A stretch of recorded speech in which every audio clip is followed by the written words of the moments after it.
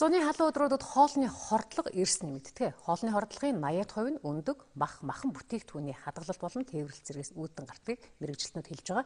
Он гарснаас хойш нийтдээ 290 гаруй хүн хоолны хордлого туссан байна. Гадаа 20-30 градусын халуун байхад өндөг авч машиндаа олон цаг авч яваад хэрэглэх нь хордлогын нэг шалтгаан болж байна. Халдварт өвчин судлалын үндэсний төвд хандаж ирсэн иргэд өндөг дахианы маханд хорджээ. Үүнээс олж амнасаа алдах цаашид эмчилгээ авахд ч хүндрэл дагуулдгийг эмч хэллээ.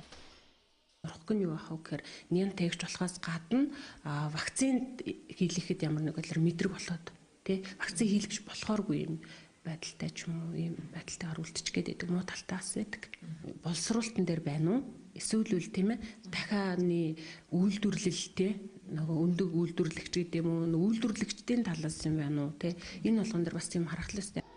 Уран дулаан цагт хөдөө нутгийг зорьсон иргэд махан бүтээгдэхүүнээ буруу тээвэрлэж хадгалахаас гадна булаг шандны усыг шууд л уучдаг байна. Ингээд хоолны хордлогод өртсөн тохиолдол саяхан Баян-Хонгор аймагт гарчээ. Тэгэхээр бас энэ Баян-Хонгорт гарсан хордлого халдварын тохиолдлын үед энэ өвчнөд өртсөн хүмүүсээс авч байгаа нөөцөөр зүгээр энэ шуудууны уснаас урсж ирсэнтэй тэр нь одоо уулын үерийн ус юм уу юуны ус нь тодорхойгүй шуудуугаар урсж ирсэн уснаас уусан гэсэн хүртэл ийм өгүүлэмжийг өгч байгаа нь бол энэ олуулаа энэ гидсний халдвар хоолны хордлого халдварт бол өртөх бол нөхцөлийг бүрдүүлж байна.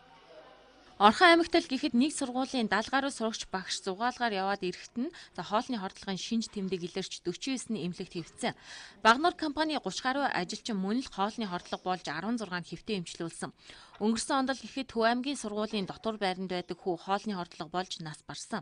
Тиймээс уран дулаан цагт хүнсний бүтээгдэхүүний сонголтонд анхаарч хадгалалтын горимыг нь мөрдөх, эрсдэлтэй газраас хүнсний бүтээгдэхүүн авахгүй байхыг мэргэжилтнүүд анхаарууллаа. Үндэсний 20 наадмын